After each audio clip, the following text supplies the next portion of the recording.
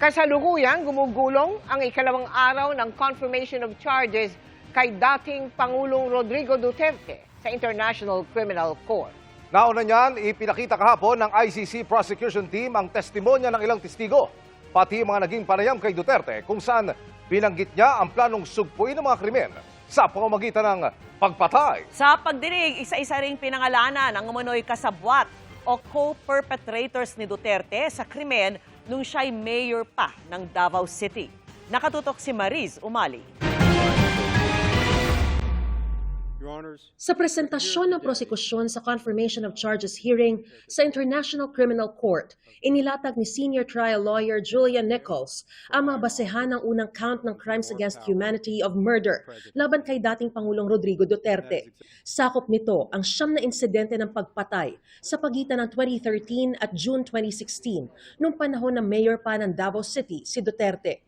Sa panahong ito, 19 ang pinatay, kabilang ang 3 bata.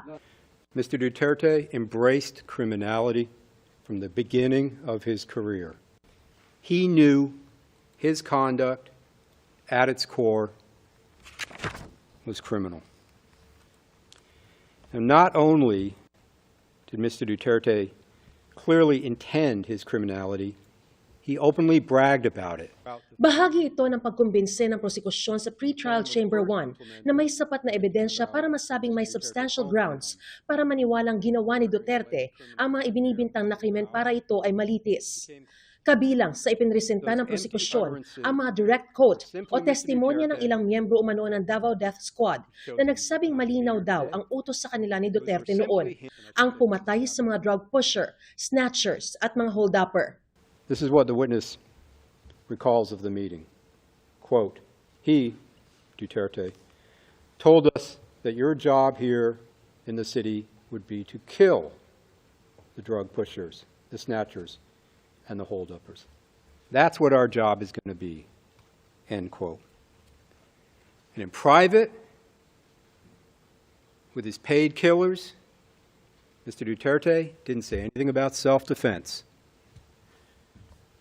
He then provided these death squad members with guns and ammunition, but this witness with direct knowledge stated, quote, he's like planting of evidence.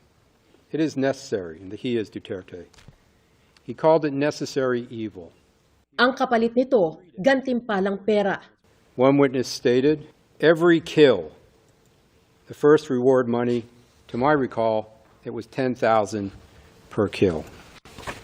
End quote. Ipinresenta rin sa pagdinig ang umano'y mga co-perpetrators ni Duterte sa paggawa ng krimen noong panahong ito. Of course, Mr. Duterte did not commit these crimes alone. I'll talk about just a few of them now, just to introduce them. First, if we go to the slide, thank you.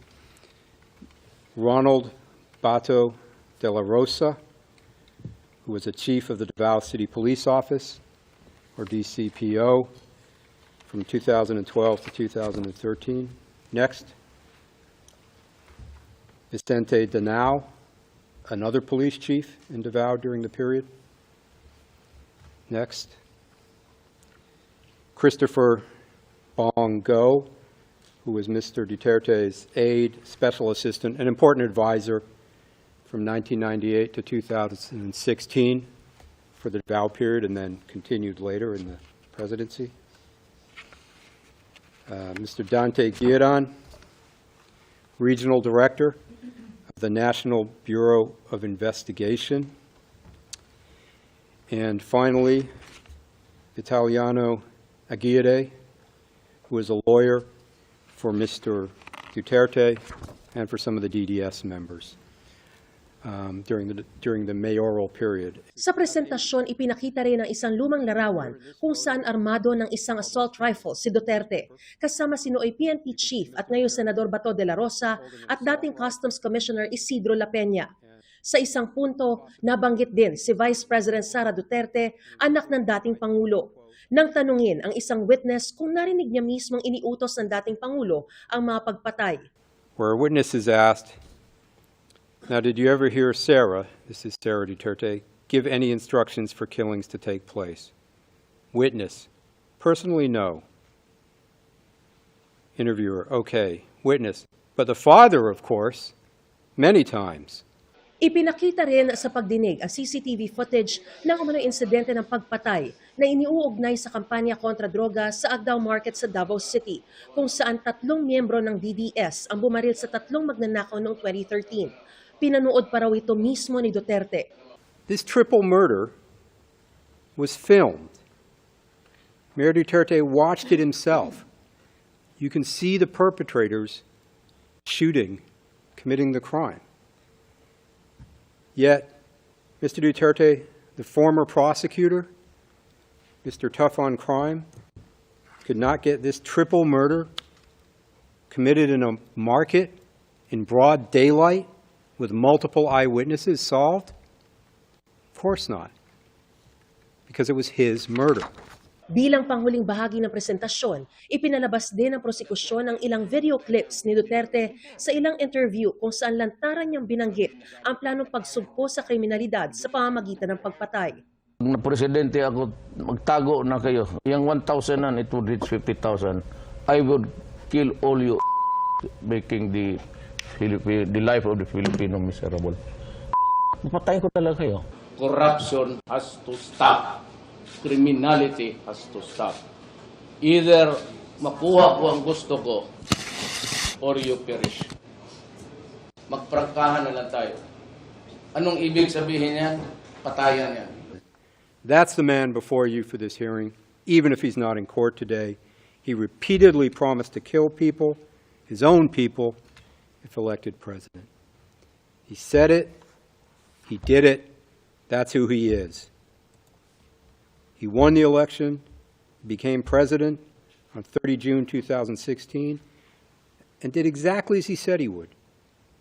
He murdered thousands of people by taking the Davao model nationwide. Mula rito sa The Hague, Netherlands, para sa GMA Integrated News, Mariz Umali nakatutok, 24 oras. At kaugnay pa rin ang confirmation of charges kay dating Pangulong Duterte sa ICC, hindi muna nagbigay ng komento ang kanyang dating aide at ngayon Senador Bongo na pinangalanan sa pagdinig na co-perpetrator ni Duterte. Sir, pero na-mention po kayo kahapon. Same statement po ako. Same statement. Sir, na. Yung ano yung sinabi ko noon, ganun pa rin. Pero antayin na lang natin matapos yung confirmation. Mahaw muna tayo. Unahin muna natin.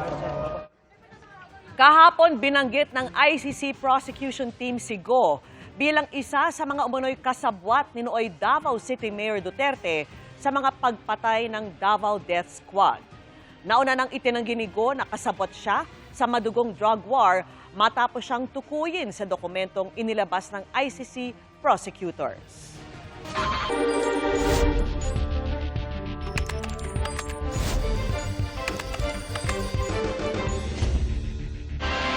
Tinawag naman ng Malacanang na pamumulitika ang pagbanggit ng depensa ni dating Pangulong Rodrigo Duterte kay Pangulong Bongbong Marcos sa confirmation of charges hearing.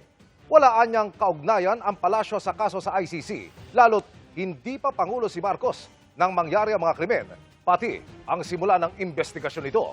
Nakatutok si Ivan Mayrina. President Ferdinand Marcos Jr. set out to neutralize Rodrigo Duterte and his legacy. Sinabi ito ng abogado ni dating Pangulong Rodrigo Duterte na si Nicholas Kaufman sa confirmation of charges hearing ng Pre-Trial Chamber 1 ng International Criminal Court tungkol sa patagong pagtulong umano ng administrasyon ni Pangulong Bongbong Marcos sa ICC para sa kaso ni Duterte.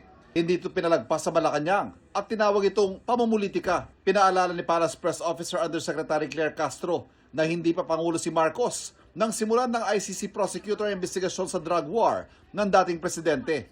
Ang mga krimen di umano naganap ay 2011 hanggang 2019. At that time, hindi pa Pangulo si Pangulong Marcos Jr. At lahat yan, nasaan ang depensa niya dyan? Ang ginagawa lamang niya ay paninira sa administrasyon para lumabas na kaawa-awa ang kanyang kliyente. Pinanindigan ng Malacanang na wala itong ugnayan sa ICC tungkol sa kaso ni Duterte pati sa pag-aresto dito. Hindi naman pa nakikipag-ugnayan ang ating gobyerno sa ICC. Ang ipinatutupad natin mismo ay ang ating batas, yung RA 9851, Section 17, at ating pakikipag-cooperate, pakikipag-coordinate sa Interpol. So wala namang hindi tinutupad ang Pangulo. Sinagot din ng palasyong alegasyon ni Kaufman na may usapan umano para maaresto si Duterte at may kausap ang Pangulo na silent supporter. Una-una, hindi nga niya napangalanan kung sino yung kausap, saan kausap, anong pinag-usapan.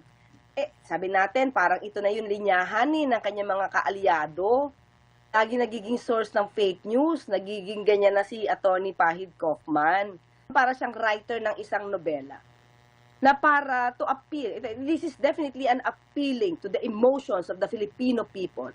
Ang layo ng confirmation of charges hearing para malaman ng ICC Pre-Trial Chamber 1 kung may sapat na ebidensya para ituloy sa paglilitis ang 3 counts ng murder as a crime against humanity na nakahain laban kay Duterte sa ICC. Ang prosekusyon, naglatag ng kanilang mga ebidensya na si Duterte raw mismo ang nag-utos sa mga pagpatay mula nung mayor pa siya ng Davao hanggang sa nangakong gagawin itong mas malawakan ng tumakbong Pangulo. It is quite strong because it comes from Duterte himself. It's almost like an admission against interest, and except that in this case these are not admissions before the court but public statements by Duterte. Depensa ni Atty. Nicholas Kaufman, hindi seryoso ang dating Pangulo sa mga pahayag na anya'y dapat tingnan sa tamang konteksto. Wala umanong intensyong kriminal ang mga binanggit ni Duterte. Halos pareho sa mga dati ng depensa ng mga naging tagapagsalita ng dating Pangulo. Pero tingin ng dating ICC judge, may intensyong magpapatay ang mga pahayag. The crime charged is murder. And when you say kill, I think it's the criminal intent is whether when he gave those instructions, when he set up the apparatus, the intent was actually to commit the murders. Bagaman maaaring magpatawag ng testigo, bagay na inasahan ni Pangalangan, hindi na ito ginawa ng prosekusyon. I thought he would present a witness as a part of the presentation of evidence.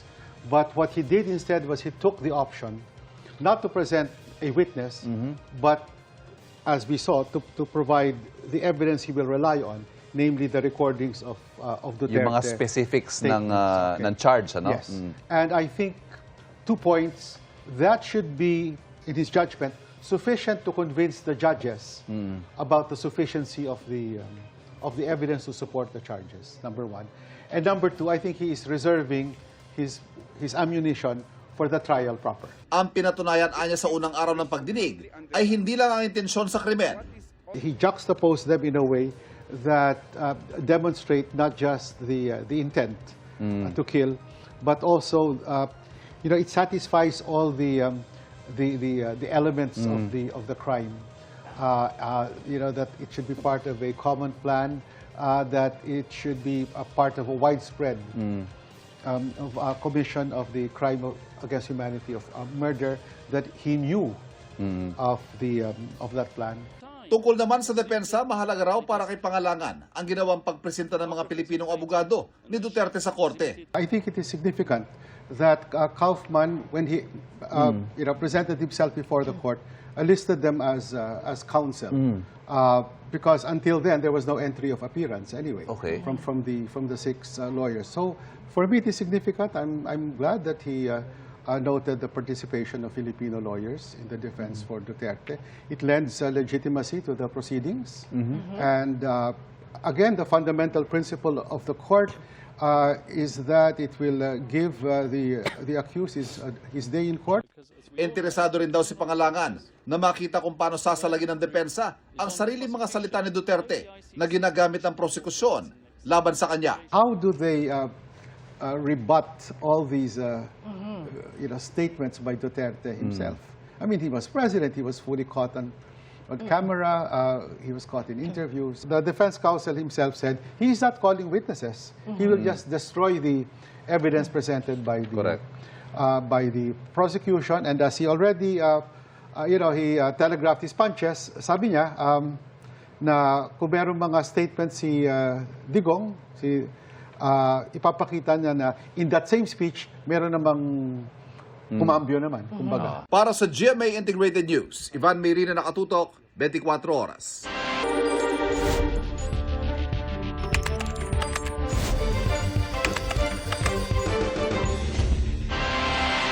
Sa day 2 ng confirmation of charges kay dating Pangulong Rodrigo Duterte, kabilang sa mga inilatag ng prosekusyon, ang memo ni nooy PNP Chief Bato de la Rosa ukol sa Oplan Double Barrel at umano'y patagong reward system sa kada mapapatay na high-value target. Mula sa The Hague, nakatutok live si Mariz Umali. Mariz? Mel, nagpapatuloy ngayong ikalawang araw o session day ng confirmation of charges hearing ng International Criminal Court ang submission on merit ng prosekusyon. Sumentro ito sa counts 2 at 3 ng kasong crimes against humanity na kinakaharap ni dating Pangulong Rodrigo Duterte. Ngayong araw ay pinresinta ng prosekusyon ng basehan kung bakit dapat malitis si dating Pangulong Rodrigo Duterte sa count 2 at 3 na reklamong crimes against humanity of murder at attempted murder.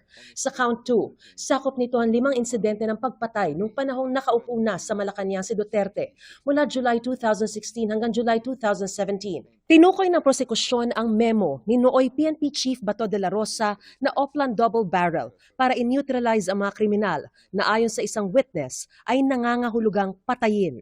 Ang 14 na biktima ang mga tinawag na high-value targets dahil sa pagkakasangkot umano sa drug manufacturing o mga drug syndicates. Naroon daw sila sa isang listahan na tinawag na PRRD o Duterte List at marami raw sa listahan na patay. This list was used by the police in their operations. And if you are in the list, you will be the subject for police operations. And most of the time, the people on the list are killed. So basically, the PRRD list is a dead list. And Mr. Duterte publicly paraded this PRRD list on multiple occasions. Sabi ng prosekusyon, may patagong reward system o pabuya para sa mga pulis sa kada mapapatay nilang high-value target. Kasama raw nito ang pangako ni Duterte na poproteksyonan niya ang mga pulis at militar na magsasagawa ng mga pagpatay. So that was Mr. Duterte's message to the military and to the police. Kill, whether or not your target pulls a gun, and I will protect you. And Your Honours, as we will now hear during the same speech, in case there was any doubt, Mr. Duterte made it very clear that this promise of protection related not only to lawful killings. For as long as there is that power to pardon sa Konstitusyon, yan ang weapon ko against crime. Magmasakir kayo ng 100, 100 din kayo, edi pardon lahat Restored to full political and civil rights, plus a promotion to both. Kasama sa mga pinaslang sina Rolando Espinoso Sr. at Raul Yap na pinatay habang nasa kustudiyan ng Leyte sa Provincial Jail sa Baybay City, Leyte. Problema niya ay yung mayor ng Albuera. Mabuti, nakaabot siya doon kay Bato na pinahanap ko, shot on sight, parang aso. Mr. Duterte had him tracked down like a dog. Rolando Espinosa was murdered while in detention in Leyte Provincial Jail, together with another man, Raul Yap. According to the PNP's official narrative of this incident, there was a shootout between Espinosa and Yap and officers who attempted to serve search warrants on them while in prison. By contrast, the evidence demonstrates, as set out in paragraphs 107 to 110 of our brief, that these men were murdered in their prison cells in a coordinated operation involving various state agents. CCTV was disabled, guns were planted in their cells, rewards were paid. Both Mr. Espinosa and Mr. Yap were included in the PRRD list. Pero hindi lamang high-value targets ang pinaslang. Marami rin daw sa mga lower-level criminals sa tinawag na barangay clearance operations. Sa ilalim ito ng Count 3 kung saan 43 ang na-murder at 3 ang attempted murder sa pagitan ng July 2016 at September 2018. Ang nakababahala, meron ditong mga bata gaya ni Kian de los Santos at 2 iba pa. A 17-year-old child named Kian de los Santos was murdered in Caloocan. The police claimed that Kian de los Santos shot at them and they were forced to shoot him dead in self-defense.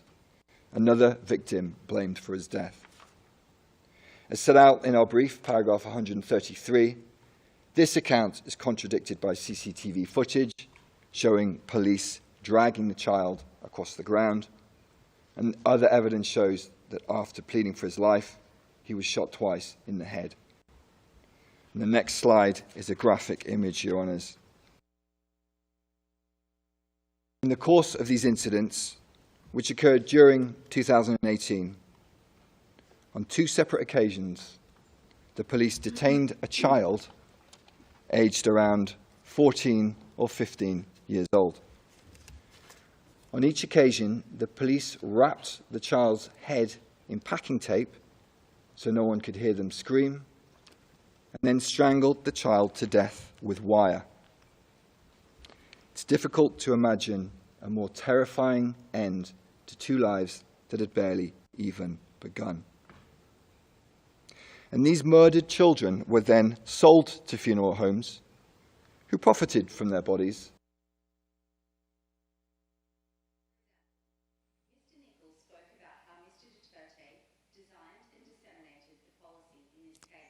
Mel, mula sa court gallery kung saan tayo nakaupo ay nakita natin ang ilang mga kaanak ng mga biktima at nakita nga natin na sila ay naluha habang binabasa yung mga ebidensya. Kabilang sa mga nakita natin si Leory Pasco na namatayan ng 2 anak at si Shira Escudero na namatayan ng kapatid. Samantala, isinumite naman ngayong araw ng defense panel ang isang request to waive rights para di na raw umattend si dating Pangulong Rodrigo Duterte sa hearing ng review of detention sa Biyernes. Isinumite rin ang ilang liham na pirmado ni Duterte kung saan sinabi niya na ipinaalam sa kanya ng mga abogado niya ang consequences kung di siya dadalo sa pagdinig. At yan ang pinakasariwang balita mula pa rin dito sa Media Center na International Criminal Court. Balik sa Mel. Maraming salamat sa iyo, Marie Zumali. Naniniwala ang kampo ng mga biktima ng drug war na may sapat na ebidensya para madala sa trial proper o paglilitis ng ICC si dating Pangulong Rodrigo Duterte. Pero para sa mga kaalyado ng dating Pangulo, batay umano sa chismis ang mga inilahad ng prosekusyon, kabilang ang mga direktang video ng mga pahayag ni Duterte. Live pa rin mula sa The Hague, nakatutok si Marisol Abduraman. Marisol. Vicky, kung kahapon sinabayan ng mga kilos protesta ang unang araw ng hearing para sa confirmation of charges kay dating Pangulong Rodrigo Duterte, tahimik ang sitwasyon ngayon dito sa labas ng ICC. Maliban na lamang itong nakikita ninyo sa ating likuran, yung mga taga-suporta ng dating Pangulo ay nagtitipon-tipon dito bilang pagpapakita pa rin ng suporta sa dating Pangulo. Walang palya na susubaybayan daw ng mga kamag-anak ng mga biktima ang pre-trial hearing dito sa International Criminal Court. Buhay na buhay daw ang pag-asa nilang umpisa na ito ng inaasam nilang hustisya para sa mga mahal nila sa buhay na pinatay ng walang kalaban-laban at dahilan. Yung kapatid ko pinatay, hindi ko akalain na mangyayari ito kasi nung namatay siya, binaril. Ang inaasahan ko, mabigyan justice lahat ng nakalapag lahat ng mga pinagagawa niya. Mga tanga lang ang hindi maniniwala. Hindi na raw niya nagawang isama sa listahan ng mga biktima ang kapatid na pinatay. Pero nakakatuwa raw isipin at makita ang suporta sa kanila. Hindi ko talaga alam na magkakaroon ako ng chance na makapunta dito na maano ko. Kasi alam ang ginawa ko, yung bang ilalak mo na lang yung sarili mo na huwag kang Tapos kapon, punta kami ng Sunday, naiyak ako sa ginawa ng, yung mga ginawa ng mga nandito kasi yung pinagtatanggol nila yung, may justice din. Hindi nakapasok si Jessica sa courtroom kahapon. Ngayon, susubukan niyang marinig sa loob mismo ang lahat. Ang abogado ng mga biktima naniniwalang mapapatunayan ng prosecution na may sapat na ebidensya para dalhin sa trial proper si dating Pangulong Rodrigo Duterte. Ngayong araw may 1 oras at kalahati pa ang prosecution para ipagpatuloy ang submission of merits nila. Ang 1 oras at kalahati naman ay mga abogado ng mga biktima para sa kanilang posisyon. Yung prosecution was able to lay down the charges at ang ebidensya na ipipresent nila at doon magkaroon ng oportunidad ang mga biktima para maglahad ng kanilang ebidensya at mga kwento kung paano karumaldumal at walang awa na pinaslang ang kanilang kaanak. Para naman kay ICC Assistant to Counsel Attorney Cristina Conti, mauuwi sa trial proper ang confirmation of charges. For me, the prosecution is trial ready. To be frank, I'm quite happy that the concept that the war on drugs is a massacre of the poor got into the record of the court. Para sa akin, malaking punto na yon. Pero para sa mga kaalyado ng dating Pangulo, luma at batay daw sa chismis ang narinig nila. Ang gusto raw nila diktikin sana ang issue kung talaga bang may jurisdiction ang ICC kay Duterte at tiwala silang maililigtas nila ang presidente. Kasi hanggang ngayon hindi nila nare-resolve yun, and yet, nag-umpisa na sila ng mga confirmation of charges. Hindi pa pwede yun. I don't think he was a criminal at all. I think he was a hero. And it grieves me, the fact that he's been spurned by his own people and hasn't been given an opportunity. If someone even thought that there was an aspect of criminality to anything that he did, an opportunity to defend himself in a Filipino court, not in a foreign court.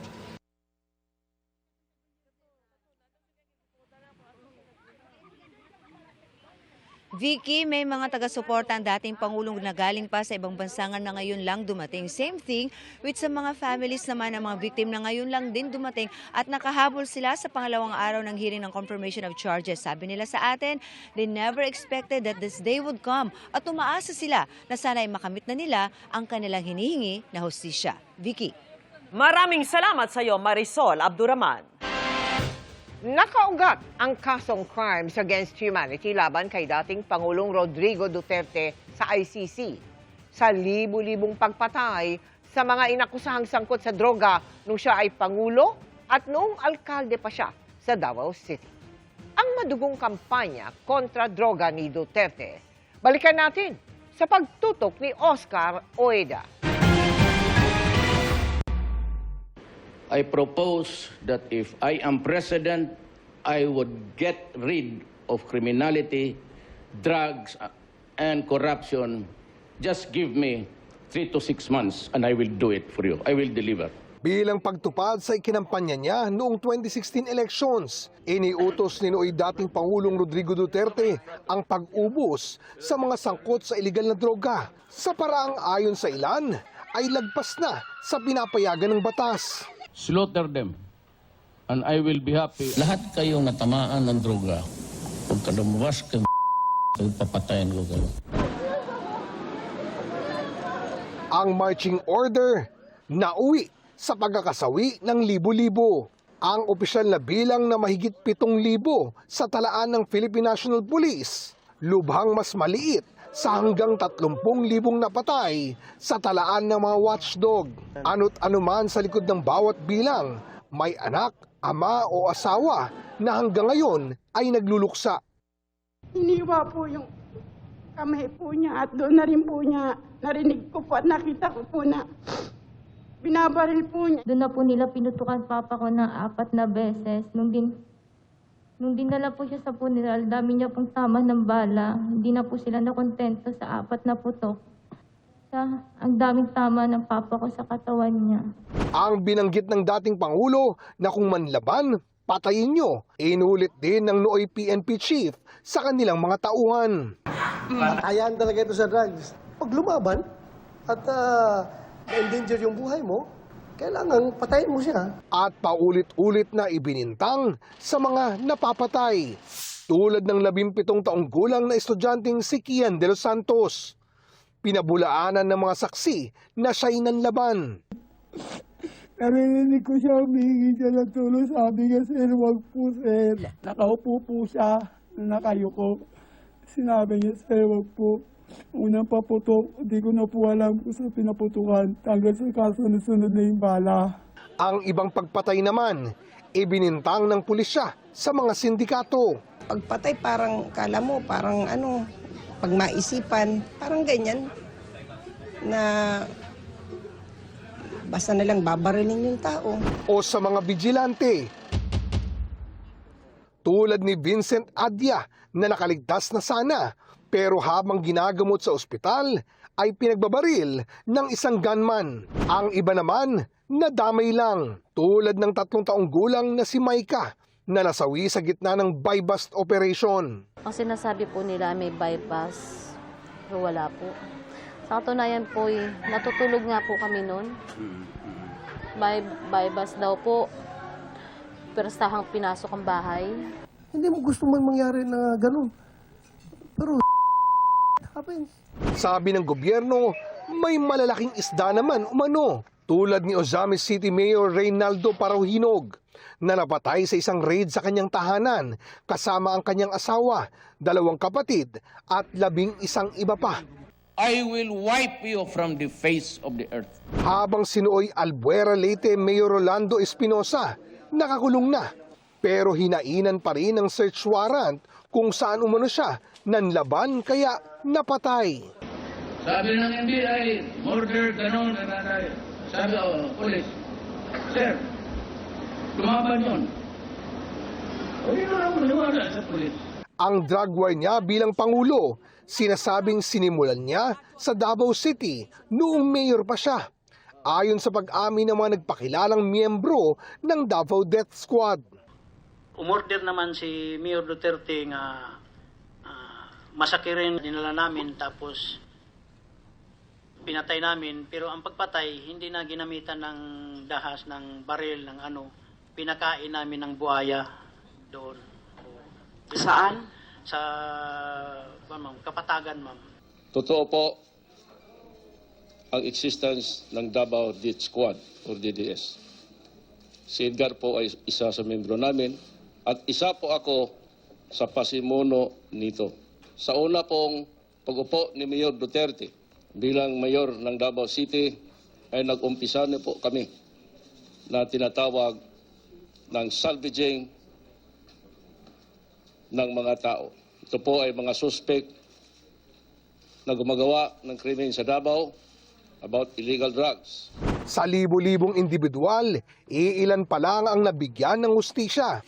3 pulis ang hinatulang guilty ng murder kaugnay ng sinapit ni Kian de los Santos. Pinatawan sila ng parusang reklusyon perpetua o hanggang 40 taong pagkakakulong bukod pa sa pagbabayad ng danyo sa pamilya ni Kian. Guilty naman sa murder, torture at pagtatanim ng ebidensya ang isang pulis sa pagkamatay ni na Carl Angelo Arnaiz at Reynaldo Culot de Guzman.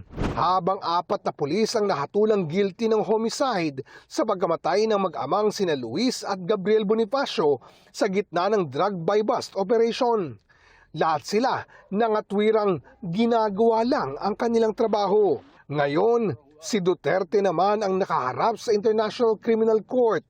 Depende sa kalalabasan ng confirmation of charges hearing kung tuluyan siyang lilitisin sa kanyang madugong kampanya kontra droga. Para sa GMA Integrated News, Oscar Oida, nakatutok, 24 oras.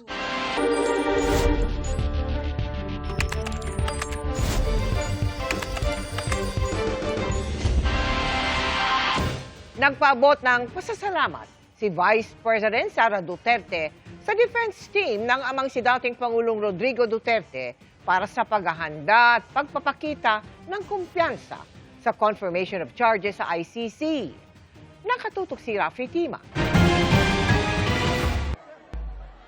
Sa kanyang pagdalaw sa mga binagyo sa Iligan, tinanong si Vice President Sara Duterte kaugnay ng gumugulo na confirmation of charges ng International Criminal Court o ICC laban sa kanyang amang si dating Pangulong Rodrigo Duterte. Anya, ilang clips pa lang ang napanood niya online.